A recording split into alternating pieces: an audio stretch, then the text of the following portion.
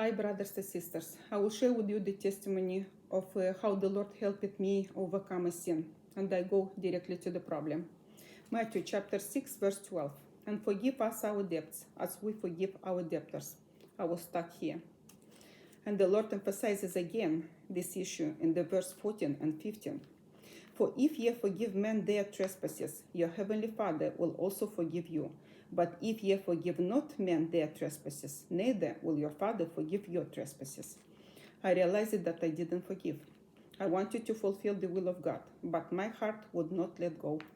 Then I spoke to the Lord. Father, I'm not going to lie to you. I'm not going to lie to myself. If I don't forgive people's trespasses, it means that I wish them the worst, the hell. I want to do your will, but I don't want a fictitious forgiveness. Help me please to forgive my debtors with all my heart, with all my soul, with all my strength, and with all my mind. Because frankly, my whole being opposes your commandment. I prayed for a month.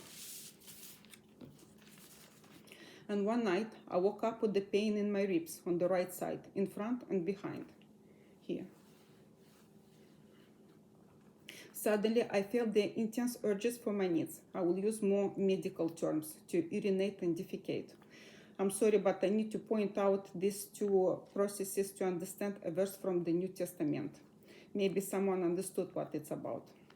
I ran and quickly sat down on the toilet, and from both sides started to come out of me, to flow out of me, with a high pressure, like it was like champagne's pressure, the need number 1 and number 2. In a few seconds, I emptied myself and became dehydrated. My mouth and tongue were dry.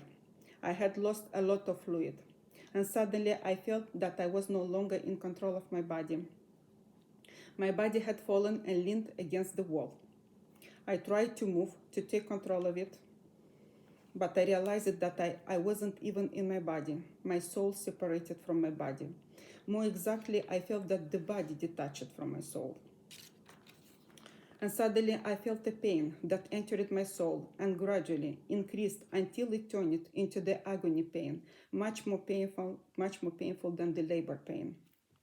These were the torments of hell, indescribable. I didn't want anyone to go through my torments. Suddenly, I felt sorry, I felt compassion for all the people, and I didn't wish the hell on anyone anymore. I began to pray, Father, in the name of your beloved Son, have mercy on me, please. Forgive me, please. I didn't realize what I wished to the people.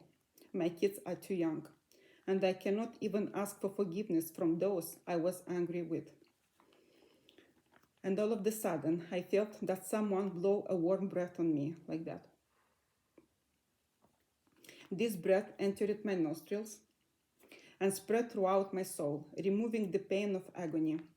My whole soul warmed up, and all of a sudden, I felt back in my body. I was able to move again. I couldn't believe it. When I touched my body, it was still cold. I got up from the toilet, I washed myself, and I went back to sleep. It was 1:30 in the morning. The thing that I would like to mention, I didn't drink water after that, because when I got inside my body was already hydrated. How this happened, I don't know. In the morning, without breakfast, I visited the people I couldn't forgive, and I asked them to forgive me with all my heart, with all my soul, with all my mind, and with all my strength. This was all the desire of my heart. After that, I returned home, and I had the impression that the wings had grown on my back and that I was flying. God made possible what was impossible for me. After this experience, I went to see the doctor for a checkup. According to the symptoms I experienced, he assumed a diagnosis of kidney stones. I passed the analysis and the scan, but all the results were good and the kidney stones were not detected. I was healthy. This is my story.